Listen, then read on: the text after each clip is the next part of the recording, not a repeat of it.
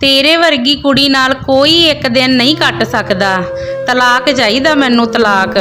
रात दे सनाटे विच बीतिया वक्त शोर मचाउंदा उस दे कन्नां विच रड़कन लगा। उसने दोहां हत्थां नाल कंन बंद कर लए, पर आवाज़ धुर अंदर तक वड़ गई। अनचाहियां यादां दे इस रौले विच करम कई दिनां तों उणींदी सी। उसल वट्टे लैंदियां मसा रात कटदी सी। खिड़की विचों झात रहे चन्न दी रोशनी उसदियां अखां 'च चुभ रही सी। उसने अखां नूं होर घुट के बंद कर लिया। बंद अखां विच मर मुक गईयां इच्छावां दे परछावें घुम्मण लगे। सौना कुदरत दी बख्शी दात है, पर रिश्तियां दे चक्रव्यूह विच फसी करम कोलों यह दात उसदे अपणियां ने ही कदों दी खोह लई सी। जद दी तू मेरी जिंदगी विच आई है, मेरा कोई काम नहीं बनिया। पता नहीं किहो जही नहश पल्ले पै गई मेरे। तू मेरी जिंदगी दी सब तो वड्डी गलती है। उसने कन्नां विच रड़कदी आवाज़ नूं बंद करन दी एक कोशिश विच सिर हेठला सिरहाना कन्नां उत्ते रख लिया। कुत्तीए तेरी इन्नी हिम्मत वध गई कि तू मेरा मोबाइल चैक करें। उस दिन मूँह ते वज्जी चपेड़ दी याद नाल ओह तरबक के मंजे उत्ते बैठ गई। करम यादां दी घुम्मण घेरी विच फसदी जा रही सी। कमरे विच उसदी जिंदगी नालों घट हनेरा पसरिया होया सी। मैं की करां? कि सचमुच मैं ऐनी माड़ी हाँ? मेरी गलती की है? मेरे नाल ये सब क्यों हो रहा है? उस दियां अखां विचों पता नहीं किन्ना नीर वह गया सी। काली नाल उसने खेस दा लड़ फड़ के अपने उत्ते ला दिता ते सिरहाना परे सुट दिता। बत्ती जगा के उसने पखे ते नज़र टिकाई।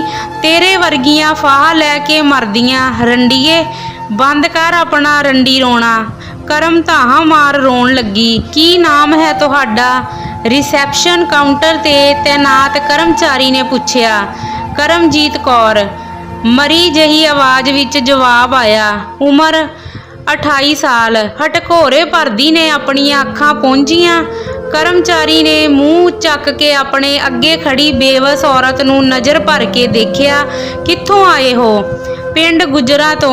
100 रुपए जमा करवाओ। करम ने कंबदे हत्थां नाल अपने पर्स विचों 100 दा नोट कढ के काउंटर ते रखिया। पर्ची लैके ओह कुर्सी ते जा बैठी अते उस दियां उणींदियां अखां अपनी वारी दी उड़ीक करन लगियां। भैन जी, आ तुहाडा मुंडा है? करम दी कुर्सी कोल बैठी एक औरत ने दूजी औरत नूं पुछया। हाँ जी भैन जी, मेरा छोटा मुंडा है। उदासी विच घिरी होई दूजी औरत ने कहा। की होया इनू? किन्ना सोहना जवान मुंडा है तुहाडा। वाहिगुरू रब भी किन्ना। उसदी अधूरी छड्ड गल दा मतलब उत्थे बैठी करम दी समझ विच पूरी हो गई लगी। की दसां?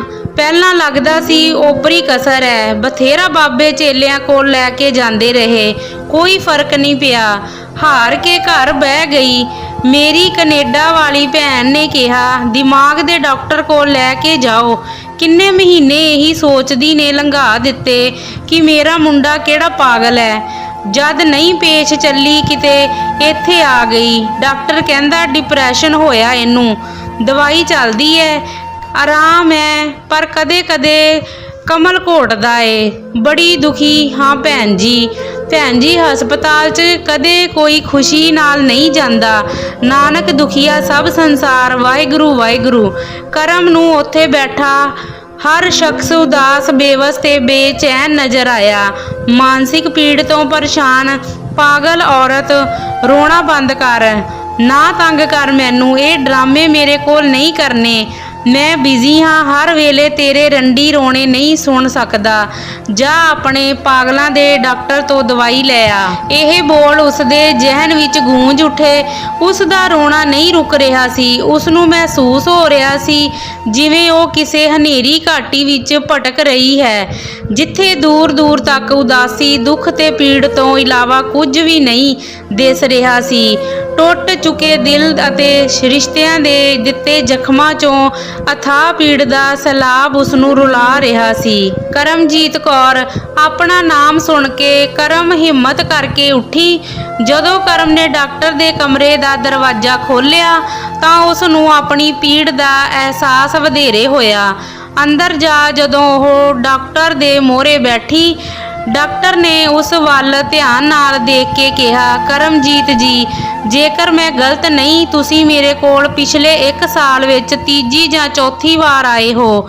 ਕਰਮ ਧਾਹਾਂ ਮਾਰ ਰੋਣ ਲੱਗੀ। ਕਾਰਨ ਉਹੀ ਹੈ। ਹਾਂਜੀ, ਮੈਂ ਦਵਾਈ ਲਿਖ ਦਿੰਦਾ ਹਾਂ, ਪਰ ਇਸ ਡਿਪਰੈਸ਼ਨ ਵਿੱਚੋਂ ਨਿਕਲਣ ਲਈ ਤੁਹਾਨੂੰ ਉਸ ਕਾਰਨ ਨੂੰ ਖਤਮ ਕਰਨਾ ਪੈਣਾ ਹੈ। ਜੋ ਚੀਜ਼ ਤੁਹਾਨੂੰ ਇੰਨਾ ਦੁੱਖ ਦੇ ਰਹੀ ਹੈ, ਉਸ ਤੋਂ ਦੂਰ ਹੋ ਜਾਣਾ ਹੀ ਬਿਹਤਰ ਹੈ।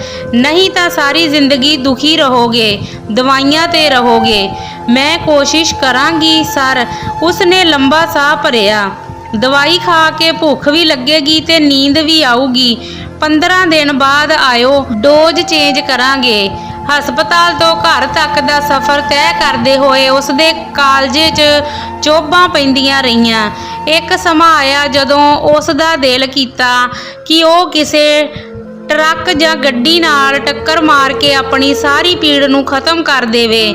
ਜੇ ਫਾਹਾ ਲੈ ਕੇ ਮਰੂੰਗੀ ਤਾਂ ਲੋਕ ਤਰ੍ਹਾਂ ਤਰ੍ਹਾਂ ਦੀਆਂ ਗੱਲਾਂ ਕਰਨਗੇ। ਟਰੱਕ ਜਾਂ ਗੱਡੀ ਨਾਲ ਟੱਕਰ ਖਾ ਕੇ ਮਰ ਜਾਊਂਗੀ ਤਾਂ ਐਕਸੀਡੈਂਟ ਸਮਝਣਗੇ।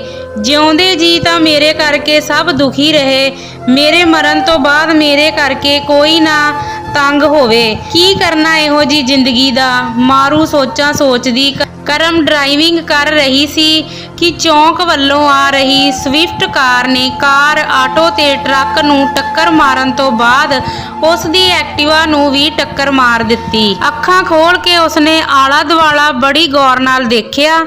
ਮਾਂ ਕੁਰਸੀ ਤੇ ਬੈਠੀ ਇੱਕ ਪਾਸੇ ਸਿਰ ਸੁੱਟ ਕੇ ਸ਼ਾਇਦ ਸੁੱਤੀ ਹੋਈ ਸੀ। ਇਹ ਹਸਪਤਾਲ ਦਾ ਜਨਰਲ ਵਾਰਡ ਸੀ। ਕਰਮ ਨੇ ਬੋਝਲ ਮਨ ਨਾਲ ਉੱਠਣ ਦਾ ਯਤਨ ਕੀਤਾ। ਪੂਰੇ ਸਰੀਰ ਵਿੱਚ ਦਰਦ ਉੱਠਿਆ। ਹਾਏ! ਆਵਾਜ਼ ਸੁਣ ਕੇ ਉਸਦੀ ਮਾਂ ਉੱਠ ਗਈ। ਆਪਣੀ ਧੀ ਨੂੰ ਦਰਦ ਵਿੱਚ ਤੜਫਦੀ ਦੇਖ ਮਾਂ ਦਾ ਚਿਹਰਾ ਕਿਸੇ ਡੂੰਘੀ ਪੀੜ ਨਾਲ ਭਰ ਗਿਆ। ਸ਼ੁਕਰ ਹੈ ਵਾਹਿਗੁਰੂ ਦਾ, ਤੈਨੂੰ ਹੋਸ਼ ਆਈ। ਆਪਣੀ ਮਾਂ ਦੇ ਚਿਹਰੇ ਤੇ ਪੀੜ ਨੂੰ ਕਰਮ ਨੇ ਦੇਖ ਲਿਆ। ਠੀਕ ਹੋ ਜਾਣਾ ਮੇਰੀ ਧੀ ਨੇ, ਪਰਮਾਤਮਾ ਦਾ ਸ਼ੁਕਰ ਹੈ ਜ਼ਿਆਦਾ ਸੱਟ ਚੋਟ ਨਹੀਂ ਆਈ। ਮੱਥੇ ਤੇ ਟਾਂਕੇ ਲੱਗੇ ਹਨ। ਡਾਕਟਰ ਸਾਹਿਬ ਕਹਿ ਰਹੇ ਸਨ 2 ਹਫ਼ਤੇ ਲੱਗਣਗੇ। ਉਸ ਦੀ ਮਾਂ ਦੀਆਂ ਅੱਖਾਂ ਵਿੱਚ ਓਪਰੀ ਜਿਹੀ ਖੁਸ਼ੀ ਝਲਕੀ। ਕਰਮ ਹਲਕਾ ਜਿਹਾ ਮੁਸਕਰਾਈ। ਕਿਤੇ ਮਾਂ ਮੇਰੀ ਅੱਖਾਂ ਵਿੱਚ ਮੇਰਾ ਦੁੱਖ ਨਾ ਪੜ ਲਵੇ। ਉਹ ਸਭ ਕੁਝ ਜਾਣ ਜਾਂਦੀ ਹੈ। ਮੈਂ ਉਸ ਨੂੰ ਦੁਖੀ ਨਹੀਂ ਵੇਖ ਸਕਦੀ। ਇਸ ਤੋਂ ਪਹਿਲਾਂ ਉਸ ਦੀਆਂ ਅੱਖਾਂ ਭਰ ਆਉਂਦੀਆਂ। ਕਰਮ ਨੇ ਅੱਖਾਂ ਬੰਦ ਕਰ ਲਈਆਂ। ਮੋਬਾਈਲ ਵੱਜਿਆ। ਲੈ ਆ ਗਿਆ ਫੋਨ ਤੇਰੀ ਸੱਸ ਦਾ। ਹਾਂਜੀ ਭੈਣ ਜੀ, ਸਤਿ ਸ਼੍ਰੀ ਅਕਾਲ ਜੀ। ਆ ਗਈ ਹੋਸ਼? ਹੋਰ ਵਾਹਿਗੁਰੂ ਦਾ ਸ਼ੁਕਰ ਹੈ ਜੀ, ਬੱਚੇ ਰਾਜੀ ਖੁਸ਼ੀ ਰਹਿਣ। ਹੋਰ ਜੀ, ਇਹਨਾਂ ਨਾਲ ਸਾਡੀ ਖੁਸ਼ੀ ਹੈ। ਹਾਂਜੀ, ਕੱਲ ਮਿਲੂ ਛੁੱਟੀ। ਹਾਂਜੀ ਚੰਗਾ ਭੈਣ ਜੀ, ਸਤਿ ਸ਼੍ਰੀ ਅਕਾਲ। ਮਾਂ ਕਿੰਨੇ ਸੁਪਨੇ ਮੇਰੇ ਵਿੱਚੋਂ ਪੂਰੇ ਕਰਨ ਦੀ ਆਸ ਬੰਨੀ ਬੈਠੀ। ਕਰਮ ਨੇ ਇੱਕ ਲੰਬਾ ਹੌਕਾ ਭਰਿਆ। ਉਸ ਰਾਤ ਉਸਦੀ ਅੱਖ ਨਹੀਂ ਖੁੱਲੀ। ਜਿਵੇਂ ਉਸਨੂੰ ਡਾਕਟਰ ਸਾਹਿਬ ਦੇ ਟੀਕਿਆਂ ਨੇ ਉਧਾਰੀ ਨੀਂਦ ਦਿੱਤੀ ਹੋਵੇ। ਉਹ ਨੀਂਦ ਜਿਸ ਦੀ ਮਿਆਦ ਉਸਦੇ ਵਿਆਹ ਦੀ ਪਹਿਲੀ ਰਾਤ ਹੀ ਮੁੱਕ ਗਈ ਸੀ। ਕਰਮਜੀਤ ਕੌਰ ਉਰਫ ਕਰਮ ਇੱਕ ਮਾੜੇ ਮਾਦੜ ਕਿਸਾਨ ਦੀ ਧੀ ਸੀ, ਜਿਸ ਨੇ ਘਰੇਲੂ ਤੰਗੀਆਂ ਕਾਰਨ ਆਪਣੀ 12ਵੀਂ ਦੀ ਪ੍ਰੀਖਿਆ ਤੋਂ ਬਾਅਦ ਘਰ ਬੈਠ ਕੇ BA ਦੀ ਪੜ੍ਹਾਈ ਪੂਰੀ ਕੀਤੀ ਅਤੇ ਉਸ ਸਮੇਂ ਦੌਰਾਨ ਉਸਨੇ ਟਿਊਸ਼ਨ ਅਤੇ ਸਿਲਾਈ ਕਢਾਈ ਦਾ ਕੰਮ ਕਰਕੇ ਆਪਣੀ ਛੋਟੀ ਭੈਣ ਅਤੇ ਲਾਡਲੇ ਭਰਾ ਨੂੰ ਵਧੀਆ ਸਿੱਖਿਆ ਹਾਸਲ ਕਰਨ ਲਈ ਆਪਣੇ ਪਿਤਾ ਦੀ ਮਾਲੀ ਸਹਾਇਤਾ ਵੀ ਕੀਤੀ। ਕਰਮ ਦਾ ਵਿਆਹ 3 ਸਾਲ ਪਹਿਲਾਂ ਰਣਵੀਰ ਸਿੰਘ ਨਾਮ ਦੇ ਲੜਕੇ ਨਾਲ ਹੋਇਆ ਸੀ। ਰਣਵੀਰ ਦੀ ਕੱਪੜੇ ਦੀ ਦੁਕਾਨ ਸੀ। ਉਹਨਾਂ ਦਾ ਰਿਸ਼ਤਾ ਰਣਵੀਰ ਦੀ ਭੂਆ ਨੇ ਕਰਵਾਇਆ ਸੀ। ਦਰਮਿਆਨੇ ਕੱਦ ਵਾਲੀ ਕਰਮਜੀਤ ਵੇਖਣ ਨੂੰ ਬਹੁਤ ਸੋਹਣੀ ਸੀ। ਤਿੱਖੇ ਨੈਣ ਨਕਸ਼, ਲੰਮ ਸਲੰਮੀ ਗੁੱਤ, ਮਿਰਗਣੀ ਮੁਟਿਆਰ, ਜਿਸ ਦੀ ਪਹਿਲੀ ਤੱਕਣੀ ਕਿਸੇ ਨੂੰ ਵੀ ਕੀਲ ਦਿੰਦੀ ਸੀ। ਰਣਵੀਰ ਨੇ ਦੇਖਦੇ ਸਾਰ ਹੀ ਹਾਂ ਕਰ ਦਿੱਤੀ ਸੀ। ਵਾਹ ਭੈਣ, ਇਹ ਤਾਂ ਮੁੰਡਾ ਵਿਆਹ ਕਰਾਉਣ ਨੂੰ ਨਹੀਂ ਸੀ ਮੰਨਦਾ। ਤੂੰ ਕੁੜੀ ਇੰਨੀ ਸੋਹਣੀ ਦੱਸੀ, ਅਗਲਾ ਬਿਨਾਂ ਨਾ ਨੁੱਕਰ ਕੀਤੇ ਵਿਆਹ ਨੂੰ ਮੰਨ ਗਿਆ। ਰਣਵੀਰ ਦੀ ਵਿਧਵਾ ਮਾਂ ਨੇ ਆਪਣੀ ਨਨਾਣ ਨੂੰ ਖੁਸ਼ ਹੁੰਦੇ ਕਿਹਾ ਸੀ, ਸਾਡੀ ਕਰਮੋਂ ਕਿੰਨੀ ਕਰਮਾਂ ਵਾਲੀ ਹੈ ਸਵਰਨ ਕੌਰੇ। ਅਗਲਿਆਂ ਨੇ ਕਿਸੇ ਤਰ੍ਹਾਂ ਦੀ ਕੋਈ ਡਿਮਾਂਡ ਨਹੀਂ ਰੱਖੀ। ਸਾਦਾ ਵਿਆਹ ਗੁਰਦੁਆਰੇ ਵਿੱਚ ਲਾਵਾਂ ਤੇ ਲੰਗਰ ਛਕ ਕੇ ਸਾਡੀ ਧੀ ਵਿਆਹ ਲੈ ਜਾਣੀ। ਮੁੰਡੇ ਦੀ ਮਾਂ ਨੇ ਕਿਸੇ ਕਿਸਮ ਦੇ ਲੈਣ ਦੇਣ ਤੋਂ ਮਨਾ ਕਰ ਦਿੱਤਾ ਹੈ। ਮੇਰੀ ਕਰਮੋਂ ਨੇ ਅੱਜ ਤੱਕ ਮੈਨੂੰ ਕਿਸੇ ਗੱਲ ਦੀ ਤੰਗੀ ਨਹੀਂ ਦਿੱਤੀ ਹੈ, ਸਗੋਂ ਮੇਰਾ ਅੱਧਾ ਭਾਰ ਇਹਨੇ ਆਪਣੇ ਮੋਢਿਆਂ ਤੇ ਚੱਕਿਆ ਹੈ। ਨਾ ਕਦੇ ਕੋਈ ਮੰਗ ਕੀਤੀ, ਨਾ ਕਦੇ ਕੋਈ ਸ਼ਿਕਾਇਤ ਕੀਤੀ, ਬਸ ਜੋ ਲਿਆ ਕੇ ਦੇ ਦਿੱਤਾ ਉਹਦੇ ਵਿੱਚ ਹੀ ਖੁਸ਼ ਰਹੀ। ਸੱਚਿਆ ਪਾਤਸ਼ਾਹ, ਮੇਰੀ ਧੀ ਨੂੰ ਸਹੁਰੇ ਘਰ 'ਚ ਕਿਸੇ ਚੀਜ਼ ਦੀ ਤੰਗੀ ਨਾ ਹੋਵੇ, ਖੁਸ਼ੀਆਂ ਹੀ ਖੁਸ਼ੀਆਂ ਮਿਲਣ, ਕਦੇ ਪੇਕੇ ਘਰ ਦਾ ਚੇਤਾ ਨਾ ਆਵੇ। ਕਰਮ ਨੂੰ ਆਪਣੇ ਪਿਤਾ ਦੀਆਂ ਗੱਲਾਂ ਅਤੇ ਦੁਆਵਾਂ ਚੇਤੇ ਆਈਆਂ। ਜ਼ਿੰਦਗੀ ਦੇ ਅਗਲੇ ਪੜਾਅ ਦੀਆਂ ਤਿਆਰੀਆਂ ਕਰਦੇ ਕਰਮ ਸੋਚਦੀ ਸੀ ਕਿ ਵਿਆਹ ਕਰਾ ਕੇ ਜ਼ਿੰਦਗੀ ਸੌਖੀ ਹੋ ਜਾਵੇਗੀ। ਚਾਹ ਦੇ ਸੁਪਨੇ ਬੁਣਦੀ ਕਰਮ ਨੂੰ ਸੰਸਾਰ ਹਸੀਨ ਨਜ਼ਰ ਆਉਣ ਲੱਗਾ ਸੀ। ਉਸ ਨੂੰ ਤੇ ਉਸ ਦੇ ਪਰਿਵਾਰ ਨੂੰ ਇਹ ਲੱਗਦਾ ਸੀ ਕਿ ਇਸ ਸਮਾਜਿਕ ਫਰਜ਼ ਨੂੰ ਪੂਰਾ ਕਰਕੇ ਉਸ ਨੂੰ ਆਪਣੇ ਦੁੱਖਾਂ ਤਕਲੀਫਾਂ ਅਤੇ ਤੰਗੀਆਂ ਤੋਂ ਛੁਟਕਾਰਾ ਮਿਲ ਜਾਣਾ ਹੈ। ਪਰ ਕਦੇ-ਕਦੇ ਸੌਖੇ ਰਸਤੇ ਕੁਝ ਪਲਾਂ ਲਈ ਤੁਹਾਨੂੰ ਦੁੱਖਾਂ ਤੋਂ ਤਾਂ ਬਚਾ ਸਕਦੇ ਹਨ, ਪਰ ਖੁਸ਼ੀਆਂ ਦੇਣਗੇ ਜਾਂ ਨਹੀਂ ਇਹ ਨਿਸ਼ਚਿਤ ਨਹੀਂ ਹੁੰਦਾ। ਵਿਆਹ ਦੀ ਪਹਿਲੀ ਰਾਤ ਆਪਣੇ ਹਮਸਫਰ ਦੀ ਉਡੀਕ ਕਰਦੀ ਕਰਮ ਆਪਣੀ ਆਉਣ ਵਾਲੀ ਜ਼ਿੰਦਗੀ ਦੇ ਖ਼ੁਆਬਾਂ ਦੀ ਦੁਨੀਆ ਵਿੱਚ ਗੁਆਚੀ ਹੋਈ ਸੀ। ਇੱਕ ਖੁਸ਼ਹਾਲ ਜ਼ਿੰਦਗੀ ਦੀ ਕਾਮਨਾ ਕਰਦੀ ਕਰਮ ਨੇ ਸੋਚਾਂ ਵਿੱਚ ਹੀ ਅੱਧੀ ਤੋਂ ਵੱਧ ਜ਼ਿੰਦਗੀ ਜੀ ਲਈ ਸੀ। ਉਸ ਕਲਪਨਾ ਵਿੱਚ ਉਸ ਦਾ ਆਪਣਾ ਘਰ, ਬੱਚੇ ਅਤੇ ਸਮਝਦਾਰ ਪਤੀ ਸ਼ਾਮਲ ਸਨ।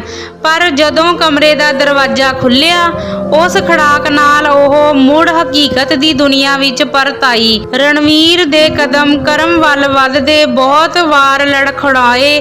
ਉਹ ਬੈੱਡ ਤੇ ਆ ਕੇ ਧੜਮ ਕਰਕੇ ਡਿੱਗ ਗਿਆ। ਸੁੱਖੀ ਸੁੱਖੀ, ਮੈਂ ਬਹੁਤ ਪਿਆਰ ਕਰਦਾ ਤੈਨੂੰ, ਮੈਂ ਮਜਬੂਰ ਕਿੰਨਾ ਹਾਂ ਮਜਬੂਰ ਫਸ ਗਿਆ ਮੈਂ ਸੁੱਖੀ ਸੁੱਖੀ। ਕਰਮ ਦੇ ਸੁਪਨੇ ਅਸਤਵ ਹੋ ਗਏ। ਸਾਰੀ ਰਾਤ ਉਸ ਦੇ ਸੁਪਨਿਆਂ ਦੀ ਟੁੱਟ ਭੱਜ ਹੁੰਦੀ ਰਹੀ। ਸਵੇਰ ਤੱਕ ਸੋਚਾਂ ਦਾ ਤਾਣਾ ਬਾਣਾ ਉਲਝਿਆ ਰਿਹਾ। ਸਾਰੀ ਰਾਤ ਉਹ ਸੁੱਖੀ ਵਾਲੀ ਪਹੇਲੀ ਸੁਲਝਾਉਣ ਦੀ ਕੋਸ਼ਿਸ਼ ਕਰਦੀ ਰਹੀ। ਰਣਵੀਰ ਦੀ ਸਵੇਰੇ ਅੱਖ ਖੁੱਲੀ। ਉਹ ਬਿਨਾਂ ਕੁਝ ਕਹੇ ਬਾਥਰੂਮ ਅੰਦਰ ਵੜ ਗਿਆ। ਕਰਮ ਕਮਰੇ ਵਿੱਚ ਬੈਠੀ ਮਨ ਹੀ ਮਨ ਵਿੱਚ ਰਣਵੀਰ ਨੂੰ ਕਿੰਨੇ ਸਵਾਲ ਪੁੱਛਦੀ ਰਹੀ। ਸਵਾਲਾਂ ਨੇ ਉਸ ਦੇ ਅੰਦਰ ਤੂਫਾਨ ਮਚਾ ਦਿੱਤਾ। ਬਾਥਰੂਮ ਚੋਂ ਨਿਕਲ ਕੇ ਰਣਵੀਰ ਨੇ ਪਹਿਲੀ ਵਾਰ ਕਰਮ ਵੱਲ ਧਿਆਨ ਦਿੱਤਾ। ਬਿਨਾਂ ਕੁਝ ਕਹੇ ਉਹ ਕਮਰੇ ਚੋਂ ਬਾਹਰ ਨਿਕਲਣ ਲੱਗਾ ਸੀ ਕਿ ਕਰਮ ਨੇ ਉਸ ਦੀ ਬਾਂਹ ਫੜ ਕੇ ਪੁੱਛ ਲਿਆ, ਸੁੱਖੀ ਕੌਣ ਹੈ? ਹੱਥ ਛੱਡ ਮੇਰਾ। ਰਣਵੀਰ ਦੀ ਬੇਰੁਖੀ ਨੇ ਕਰਮ ਨੂੰ ਧੁਰ ਅੰਦਰ ਤੱਕ ਲੀਰਾਂ ਕਰ ਦਿੱਤਾ। ਮੇਰੇ ਨਾਲ ਵਿਆਹ ਕਿਉਂ ਕਰਵਾਇਆ ਜੇ ਕਿਸੇ ਸੁੱਖੀ ਦੀ ਚਾਹ ਹੈ ਤੈਨੂੰ? ਕਰਮ ਨੇ ਹਿੰਮਤ ਕਰਕੇ ਰਣਵੀਰ ਨੂੰ ਪੁੱਛਿਆ। ਰਣਵੀਰ ਕਮਰੇ ਵਿੱਚੋਂ ਨਿਕਲ ਗਿਆ ਤੇ ਸਵਾਲਾਂ ਦੇ ਜਵਾਬ ਉਡੀਕਦੀ ਕਰਮ ਦੇ ਸੁਪਨਿਆਂ ਵਿੱਚ ਰੰਗ ਭਰਨ ਤੋਂ ਖੁੰਝ ਗਏ। ਆਪਣੇ ਹੱਥਾਂ ਤੇ ਲੱਗੀ ਮਹਿੰਦੀ, ਲਾਲ ਸੂਹਾ ਚੂੜਾ, ਚਮਕਾ ਮਾਰਦਾ ਸੂਟ ਦਾ ਗੋਟਾ, ਅੱਖਾਂ ਵਿੱਚ ਕਿੰਨੇ ਸੁਪਨੇ ਪੂਰੇ ਹੋਣ ਦੀ ਆਸ ਵਿੱਚ ਉਸ ਦਾ ਖਿੜਿਆ ਚਿਹਰਾ ਮੁਰਝਾ ਗਿਆ। ਮਹਿੰਦੀ ਵਾਲੇ ਹੱਥਾਂ ਵਿੱਚੋਂ ਟੁੱਟੀਆਂ ਲਕੀਰਾਂ ਦਿਸਣ ਲੱਗੀਆਂ। ਚਿਹਰੇ ਤੇ ਫਿਕਰ ਦੀਆਂ ਲਕੀਰਾਂ ਉੱਭਰ ਆਈਆਂ। ਪਿਛਲੇ 3 ਸਾਲ ਤੋਂ ਮਾਨਸਿਕ ਪੀੜਾ ਸਹਿੰਦੀ ਕਰਮ ਨੇ ਆਪਣੇ ਮਾਂ-ਬਾਪ ਅੱਗੇ ਆਪਣੇ ਦੁੱਖਾਂ ਦੀ ਪਟਾਰੀ ਕਦੇ ਨਹੀਂ ਖੋਲ੍ਹੀ ਸੀ। ਹਾਲਾਤ ਇੰਨੇ ਬੱਤਰ ਬਣ ਗਏ ਸਨ ਕਿ ਬੰਦ ਦਰਵਾਜ਼ੇ ਪਿੱਛੇ ਉਸ ਨਾਲ ਇਹੋ ਜਿਹਾ ਵਰਤਾਵ ਹੁੰਦਾ ਜੋ ਅਕਹਿ ਤੇ ਅਸਹਿ ਸੀ।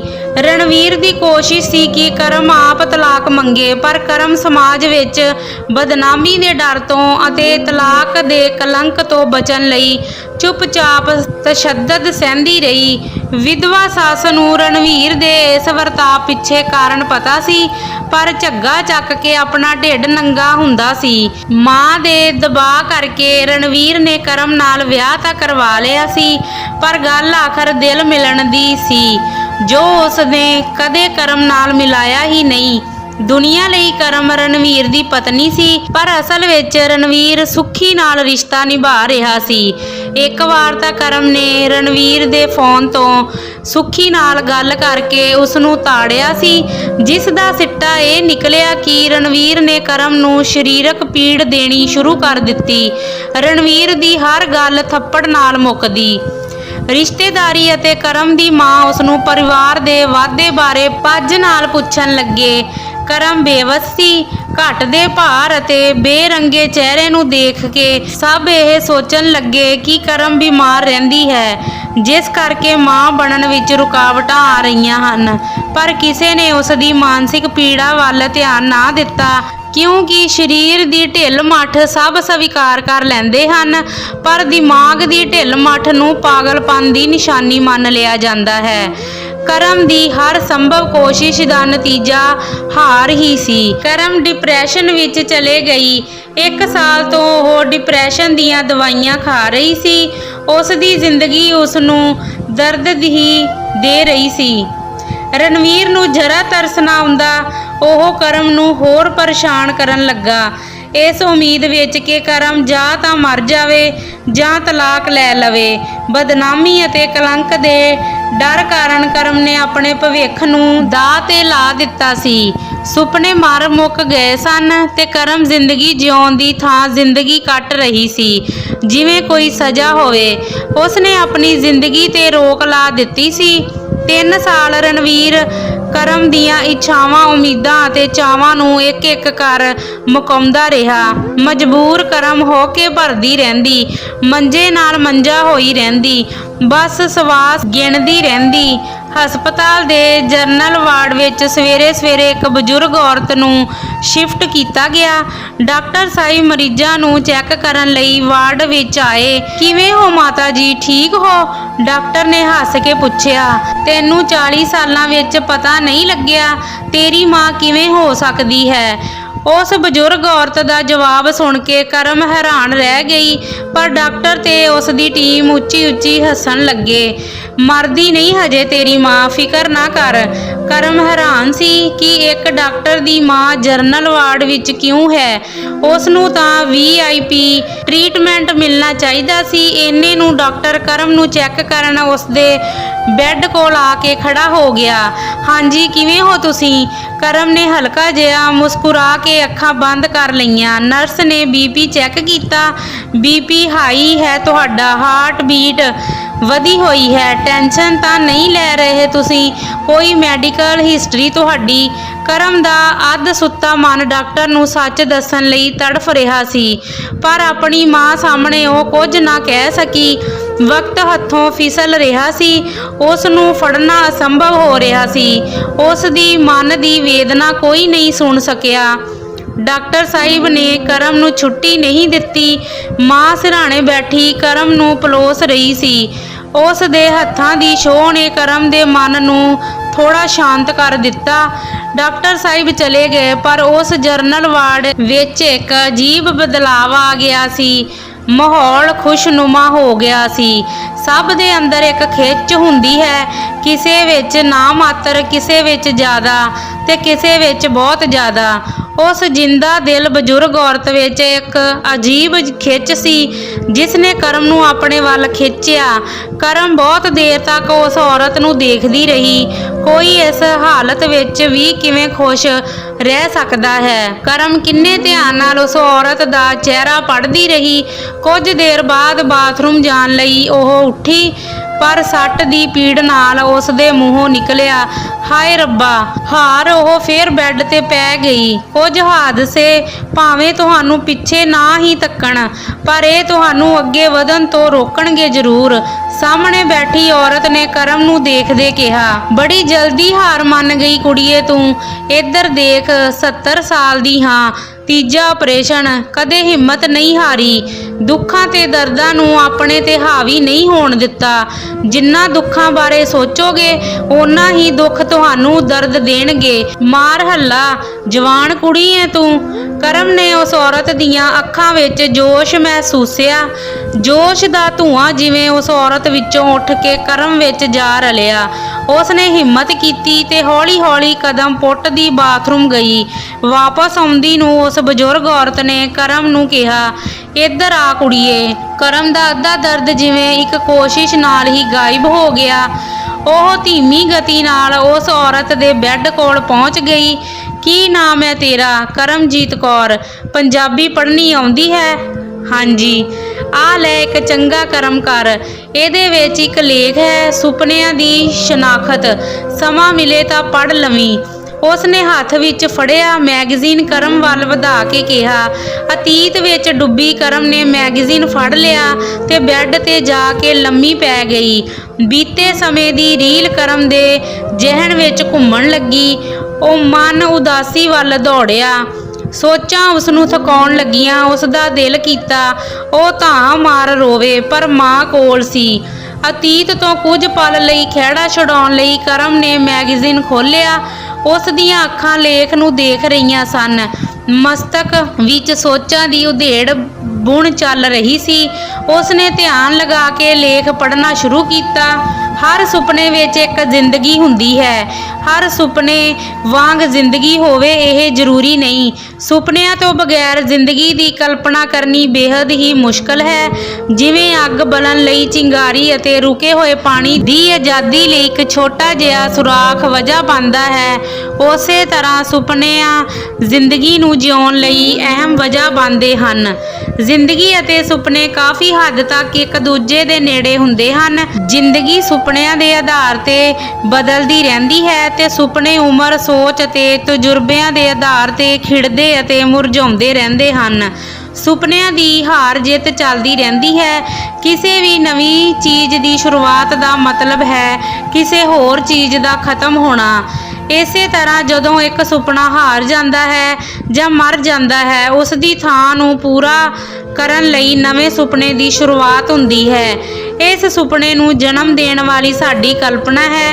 ਜਿਵੇਂ ਇੱਕ ਮਾਂ 9 ਮਹੀਨੇ ਆਪਣੀ ਕੁੱਖ ਵਿੱਚ ਬੱਚੇ ਨੂੰ ਪਾਲਦੀ ਹੈ ਅਤੇ ਫਿਰ ਸੰਘਰਸ਼, ਮਿਹਨਤ ਅਤੇ ਹਿੰਮਤ ਕਰਕੇ ਬੱਚੇ ਨੂੰ ਜਨਮ ਦਿੰਦੀ ਹੈ, ਉਸੇ ਤਰ੍ਹਾਂ ਕਲਪਨਾ ਮਨ ਅੰਦਰ ਸੁਪਨੇ ਨੂੰ ਪਾਲਦੀ ਹੈ ਤੇ ਮਨੁੱਖ ਆਪਣੇ ਜਜ਼ਬੇ, ਹੁਨਰ ਅਤੇ ਮਿਹਨਤ ਨਾਲ ਮਨ ਅੰਦਰ ਪਲ ਰਹੇ ਸੁਪਨੇ ਨੂੰ ਹਕੀਕਤ ਦਾ ਰੂਪ ਦਿੰਦਾ ਹੈ। ਸਮੱਸਿਆ ਉਦੋਂ ਪੈਦਾ ਹੁੰਦੀ ਹੈ ਜਦੋਂ ਅਸੀਂ ਸੁਪਨਿਆਂ ਨੂੰ ਜ਼ਿੰਦਗੀ ਮੰਨ ਕੇ ਬਹਿ ਜਾਂਦੇ ਹਾਂ। ਜਦੋਂ ਸਾਡੇ ਸੁਪਨਿਆਂ ਦਾ ਸੰਸਾਰ ਵਕਤ ਦੀ ਹਨੇਰੀ ਵਿੱਚ ਧੁੰਦਲਾ ਹੋ ਜਾਂਦਾ ਹੈ ਜਾਂ ਮੁਕੰਮਲ ਤੌਰ ਤੇ ਖਤਮ ਹੋ ਜਾਂਦਾ ਹੈ, ਤਾਂ ਅਸੀਂ ਆਪਣੀ ਜ਼ਿੰਦਗੀ ਨੂੰ ਵੀ ਖਤਮ ਹੋਇਆ ਮਹਿਸੂਸ ਕਰਦੇ ਹਾਂ। ਨਕਾਰਾਤਮਕ ਸੋਚ ਸਾਨੂੰ ਘੁਣ ਵਾਂਗ ਖਾਣ ਲੱਗਦੀ ਹੈ ਅਤੇ ਅਸੀਂ ਹੌਲੀ-ਹੌਲੀ ਇਸ ਸੋਚ ਸਦਕਾ ਆਪਣੇ ਲਈ ਦੁੱਖਾਂ ਦਾ ਪਹਾੜ ਖੜਾ ਕਰ ਆਪਣੇ ਅੱਗੇ ਵਧਣ ਵਾਲੇ ਸਾਰੇ ਰਸਤੇ ਬੰਦ ਕਰ ਦਿੰਦੇ ਹਾਂ। ਜਿਨ੍ਹਾਂ ਸੁਪਨਿਆਂ ਦੇ ਪੂਰੇ ਨਾ ਹੋਣ ਤੇ ਅਸੀਂ ਆਪਣੀ ਜ਼ਿੰਦਗੀ ਦੇ ਰਸਤਿਆਂ ਨੂੰ ਦੁੱਖਾਂ ਦੇ ਪਹਾੜਾਂ ਨਾਲ ਬੰਦ ਕਰ ਦਿੱਤਾ ਹੈ। ਹੋ ਸਕਦਾ ਸੀ ਕਿ ਉਹਨਾਂ ਰਸਤਿਆਂ ਤੇ ਚੱਲਦੇ ਅੱਗੇ ਜਾ ਕੇ ਕੁਝ ਬਿਹਤਰੀਨ ਮਿਲ ਜਾਂਦਾ। ਮੈਂ ਵੀ ਆਪਣੀ ਜ਼ਿੰਦਗੀ ਵਿੱਚ ਅਜਿਹੀ ਗਲਤੀ ਕੀਤੀ ਸੀ। ਮੇਰੀ BA ਦੇ ਫਾਈਨਲ ਇਮਤਿਹਾਨ ਤੋਂ ਬਾਅਦ ਮੇਰੇ ਮਾਂ-ਬਾਪ ਨੇ ਮੇਰਾ ਵਿਆਹ ਇੱਕ ਸੋਹਣੇ ਸੁਨੱਖੇ ਨੌਜਵਾਨ ਨਾਲ ਕਰ ਦਿੱਤਾ। ਉਹ ਨੌਜਵਾਨ ਬੰਬਈ ਵਿੱਚ ਕਿਸੇ ਵੱਡੀ ਕੰਪਨੀ ਵਿੱਚ ਚੰਗੀ ਤਨਖਾਹ ਤੇ ਕੰਮ ਕਰਦਾ ਸੀ। ਉਮਰ ਨਿਆਣੀ ਵਿੱਚ ਮੈਂ ਬਹੁਤ ਸਾਰੇ ਸੁਪਨੇ ਦੇਖੇ ਤੇ ਉਹਨਾਂ ਸੁਪਨਿਆਂ ਨੂੰ ਜਿਉਣ ਲੱਗੀ। ਮੈਂ ਸੁਪਨਿਆਂ ਦੀ ਸਲਤਨਤ ਦੀ ਸ਼ਹਿਜ਼ਾਦੀ ਬਣ ਗਈ। ਬਹੁਤ ਸਾਰੇ ਛੋਟੇ-ਛੋਟੇ ਸੁਪਨੇ ਪੂਰੇ ਹੋਣ ਲੱਗੇ। ਪਤੀ ਨੇ ਜਦ ਵੀ ਛੁੱਟੀ ਕੱਟਣ ਲਈ ਬੰਬਈ ਤੋਂ ਵਾਪਸ ਆਉਣਾ, ਮੇਰੇ ਨਿੱਕੇ-ਨਿੱਕੇ ਸੁਪਨਿਆਂ ਨੂੰ ਪੂਰਾ ਕਰਨਾ। ਜਲਦ ਹੀ ਪ੍ਰਭੂ ਨੇ ਮੈਨੂੰ ਮਾਂ ਬਣਨ ਦਾ ਸੁੱਖ ਦਿੱਤਾ। ਬੇਟੇ ਦੇ ਜਨਮ ਨਾਲ ਇੱਕ ਸੁਪਨਾ ਪੂਰਾ ਹੋਇਆ। ਫਿਰ ਇੱਕ ਦਿਨ ਮੈਂ ਇੱਕ ਵੱਡਾ ਸੁਪਨਾ ਦੇਖਿਆ ਅਤੇ ਉਸ ਨੂੰ ਪੂਰਾ ਕਰਨ ਲਈ ਯਤਨ ਕੀਤਾ। ਮੈਂ ਬੰਬਈ ਰਵਾਨਾ ਹੋ ਗਈ। ਸੁਪਨਾ ਦੇਖਿਆ ਕਿ ਮੇਰਾ ਪਤੀ ਮੈਨੂੰ ਦੇਖ ਕੇ ਖੁਸ਼ ਹੋਵੇਗਾ ਤੇ ਅਸੀਂ ਆਪਣੇ ਬੇਟੇ ਦੀ ਪਰਵਰਿਸ਼ ਵਧੀਆ ਢੰਗ ਨਾਲ ਕਰਾਂਗੇ। ਪਰ ਹਕੀਕਤ ਨੇ ਸਭ ਕੁਝ ਬਦਲ ਦਿੱਤਾ। ਮੇਰਾ ਪਤੀ ਕਿਸੇ ਹੋਰ ਔਰਤ ਨਾਲ ਰਹਿ ਰਿਹਾ ਸੀ ਅਤੇ ਉਸ ਦੇ 2 ਬੱਚੇ ਸਨ। ਮੇਰੇ ਅੰਦਰ ਸਾਰੇ ਸੁਪਨੇ ਮਰ ਮੁੱਕ ਗਏ। ਮੈਂ ਆਪਣੇ ਹੱਥੀਂ ਆਪਣੀ ਜ਼ਿੰਦਗੀ ਨੂੰ ਸਵਾਹ ਕਰਨ ਲੱਗੀ। ਮੇਰੇ ਸੁਪਨਿਆਂ ਦੇ ਟੁੱਟਣ ਨੂੰ ਮੈਂ ਆਪਣੀ ਜ਼ਿੰਦਗੀ ਦਾ ਅੰਤ ਮੰਨ ਲਿਆ ਸੀ, ਕਿਉਂਕਿ ਮੈਂ ਸੁਪਨਿਆਂ ਨੂੰ ਹੀ ਆਪਣੀ ਜ਼ਿੰਦਗੀ ਸਮਝਣ ਦੀ ਗਲਤੀ ਕਰ ਬੈਠੀ ਸੀ। ਸੂਰਜ ਅਗਰ ਡੁੱਬ ਜਾਵੇ ਤਾਂ ਉਸ ਦੇ ਰੋਮਾਂਚ ਵਿੱਚ ਕੋਈ ਘਾਟਾ ਨਹੀਂ ਪੈਂਦਾ, ਕਿਉਂਕਿ ਉਹ ਅਗਲੀ ਸਵੇਰ ਫੇਰ ਚਮਕਦਾ ਹੈ ਅਤੇ ਦੁਨੀਆ ਨੂੰ ਰੋਸ਼ਨ ਕਰਦਾ ਹੈ। ਮੇਰੇ ਪਿਤਾ ਜੀ ਨੇ ਮੈਨੂੰ ਸਮਝਾਉਂਦਿਆਂ ਅਵਤਾਰ ਸਿੰਘ ਪਾਸ਼ ਦੁਆਰਾ ਲਿਖੀ ਕਵਿਤਾ ਦੀਆਂ ਕੁਝ ਸਤਰਾਂ ਸੁਣਾਈਆਂ ਸਨ।